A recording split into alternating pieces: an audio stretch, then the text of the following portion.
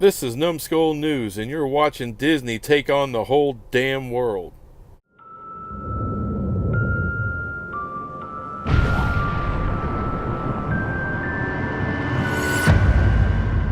Well, well.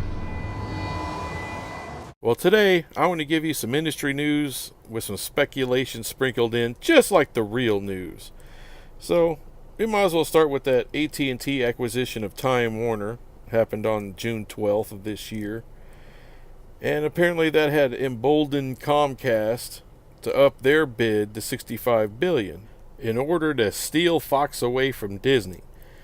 The only thing that troubles me about that deal is Fox already rebuffed Comcast's original offer, which was more than Disney's offer.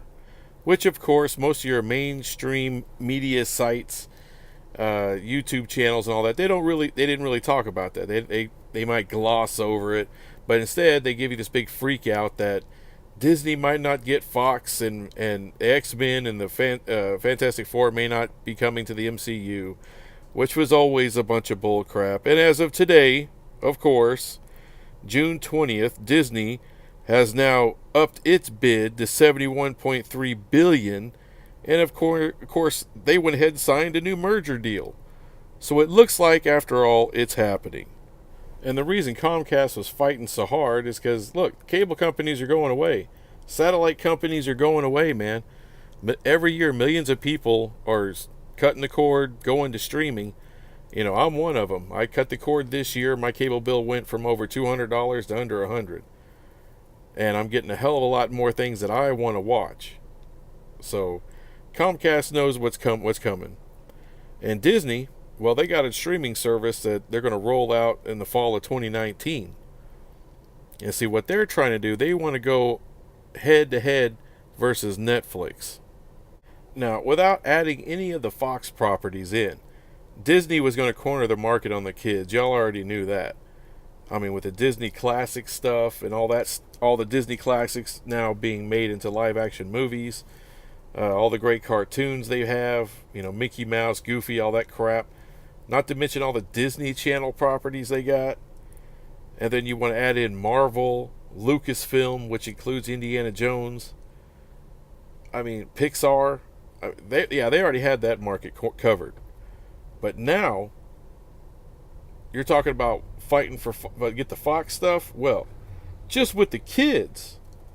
I mean, you're talking properties like Avatar, Diary of a Wimpy Kid, the Ice Age movies, Planet of the Apes, the Kingsman series, Night of the Museum, Percy Jackson series, Home Alone, Chronicles of Narnia, Alvin and the Chipmunks, if you like that kind of thing, Big, which is fantastic, Edward Scissorhands, Mrs. Doubtfire, the Power Rangers, you know, and you could throw in stuff like Casper, the Martian. I mean, They got that. I mean, I know The Martian's not a kid's movie, but it's not rated R. Which takes me to my next point, that apparently Disney is not wanting to put the rated R stuff on the Disney app itself, on their streaming service. I understand. I mean, it's Disney. They've always gone for the kids market. I mean, they built an empire on that. So, you know, I understand it.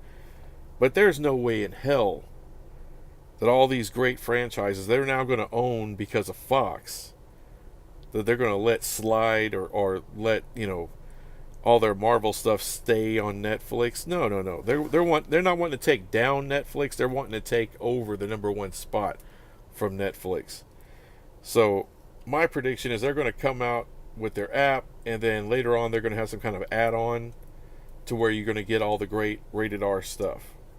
Because I just can't imagine Disney's going to just license out, you know, the other stuff instead of having it on their own streaming service. You know, stuff like Deadpool, Logan. I mean, come on. The Alien franchise, Die Hard, Office Space, The Omen, Predator, Taken, Fight Club, Rocky Horror Picture Show, Porky's, Revenge of the Nerds, Something About Mary. I mean, come on, there's just no way. And having said that, I predict like 5 years after they drop that streaming service, after Disney drops their streaming service, they will take over the number one spot for Netflix. They will be the number one streaming app, period. Now, I know what you're saying. Man, that's asking a lot. I mean, Netflix, we're talking thousands of titles. All right, but let's be honest. A lot of the titles Netflix has are kind of crap, stuff you haven't heard of before.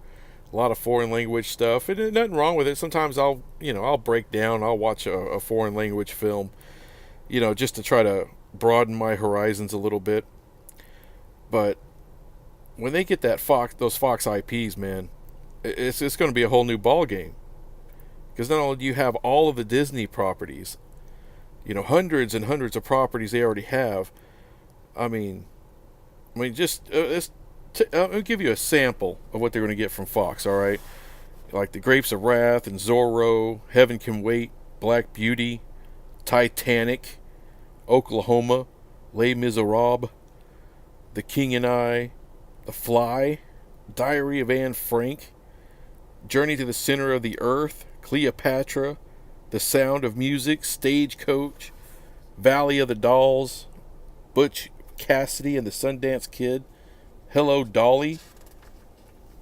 Alright, a lot of that stuff is like the old school stuff. Alright. Now let's go to the 70s. You got MASH, you got Patton, Tora, The Great White Hope, The French Connection 1 and 2, The Poseidon Adventure, Three Musketeers, Towering Inferno, Young Frankenstein, Sin of a Woman, The Rose. Then you just move right on to the 80s. Taps, Quest for Fire, Mr. Mom, Romancing the Stone, Bachelor Party, Lady Hawk. Come on, Lady Hawk. Cocoon 1 and 2, Jewel of the Nile, Enemy Mine, Big Trouble in Little China, The Greatness of Raising Arizona, Wall Street, Broadcast News, License to Drive, nothing big, but I like it. Alien Nation, Working Girl, Say Anything, The Abyss, War of the Roses. I mean, that's just the 80s.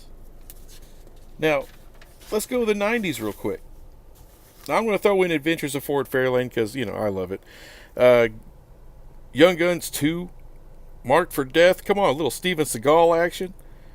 Sleeping with the Enemy, The Five Heartbeats, Dutch, Hot Shots, My Cousin Vinny, White Men Can't Jump, Buffy the Vampire Slayer, The Sandlot, Robin Hood Men in Tights, Speed, Nell, Bye Bye Love, Braveheart, 9 Months, Waiting to Exhale, Soul Food, Bullworth, Hope Floats, Pushing 10, Light It Up. I mean, come on. Those are outstanding titles, and that's just a few of the hundreds they're going to get from Fox, man. No, Disney is going to take over the streaming game. And that's not even the top deal. See, Netflix, they don't own their IPs. They own maybe a few, but they license everything, and they spend a ton in licensing fees. Disney, this is all their stuff. This is not licensing one damn thing. And they're going to have, 1,000 titles themselves that they own. And I didn't even bring up the fact that Disney owns ABC. So now you're going to get all those shows like Modern Family. I mean, it's insane. And then when you add Fox, there's a whole nother laundry list of shows. Like The Simpsons or Married with Children, Futurama. You name it. And maybe they'll do something with ESPN. Maybe they'll make that part of the app. I don't know, because they're taking a lot of time making this app, making that streaming service. It's going to be top notch, man. It's going to be the Mercedes-Benz of all streaming services. And frankly, I can't wait for it. I mean, I'll sign up right now. $15 a month. That sounds about right for all those IPs that they got. That I can get all of that stuff in one place. I don't have to go through 15 different streaming services in order to get all those titles. Now, look, I'm still going to enjoy Netflix. I'm still going to enjoy Hulu. All right, they're going to continue to license their own stuff or actually create their own IPs, and that's fine. And I'll still pay money to watch that. But this Disney app, if they can do it where it's like Disney slash the rated R adult section, then it's going to explode and it's going to be the greatest streaming app ever. And they're even, oh, what are they working on right now? They're going to have a Star Wars live action series on there. They're going to have a lot of great original content on that thing, not just the Marvel Netflix stuff. That's probably all going to relocate over to the Disney app or the slash rated R part of it. But think about this. All right, the Fantastic Four has sucked in movie form. It just has. What if they take that and adapt it to more of a TV format? All right, a serial. 10 episodes a season, something like that. I mean, incredible. Maybe they do that with the Inhumans. Maybe, man, I just can't wait for everything that they're going to throw out there. Of course they're going to dominate, but you can't dominate unless you actually have great ideas and great content. Anyway, that's all I have. I'll do another video eventually. Bye. There is an inexorable force in the cosmos where time and space converge.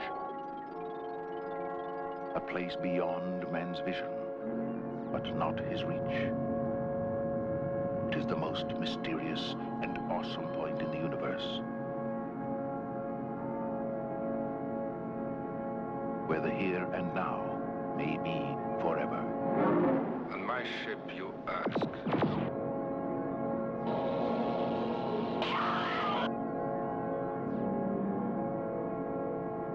It is unavoidable, moving through space, swallowing everything in its path. Radio waves, light. Are you programmed to speak? Even planets and stars.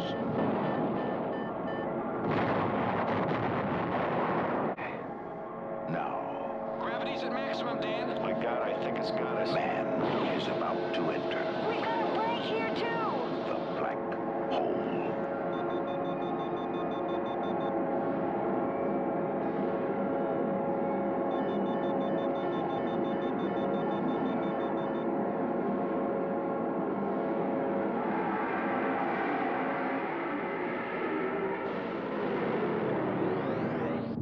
A journey that begins where everything ends.